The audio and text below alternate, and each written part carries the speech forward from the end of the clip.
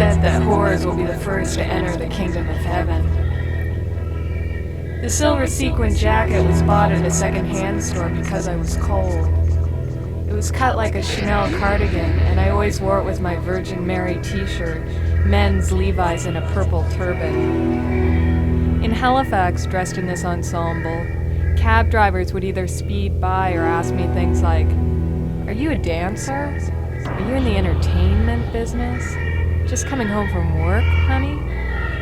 In Montreal, instead of sequins, I crawled into my cream-colored Edwardian coat that looked like something Brian Jones would have worn, all floppy medieval sleeves and baby crib blue lace.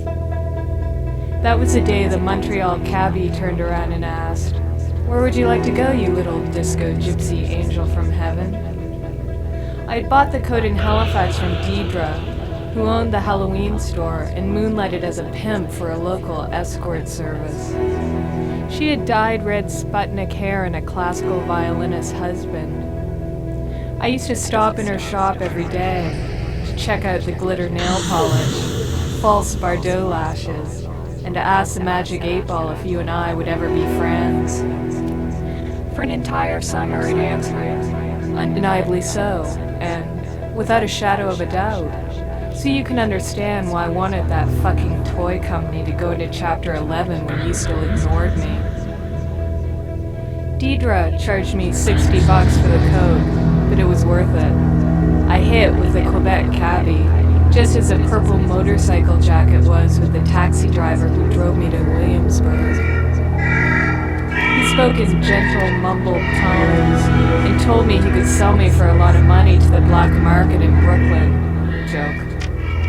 I fell in love with the right-hand view of his cleavered cheekbones, 1940s brush cut, and a voice that whispered like trees.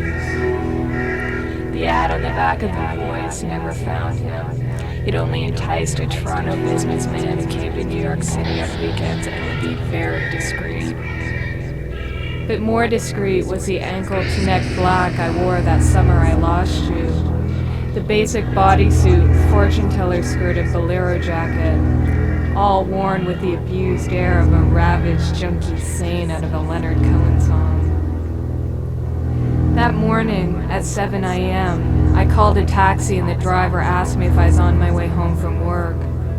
I was on my way to your house, where I would sneak in your building and pound on your submarine door for 40 minutes until I finally woke you.